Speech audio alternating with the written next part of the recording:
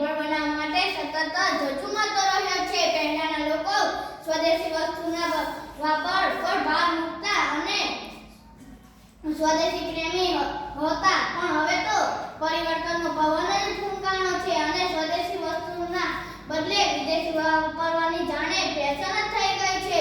દેશમાં જ બનતી સ્વદેશી વસ્તુઓ ચુસ્ત લાગવા લાગી છે.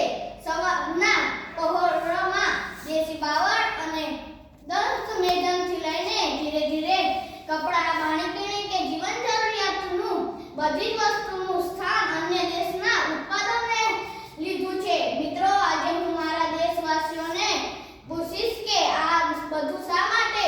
શું આપણી સ્વદેશી વસ્તુઓ સરખામણીમાં મોંઘી પડે છે? એટલે મિત્રો કે વાત યાદ રાખજો, હાથી ભલે ને પાળવામાં મોંઘો પડે તેનો અર્થ એ બિલકુલ નથી. હાથી ભલે ને પાળવામાં મોંઘો પડે તો ગધેડો પાળી લેવો. ભારતને વિશ્વગુરુ બનાવવા માટે સ્વદેશીનું યોગદાન આપીએ અને સ્વદેશી તરફ પાછા વળીએ. મિત્રો, મેં તો શરૂઆત કરી દીધી છે, તમે પણ મારી સાથે છો ને?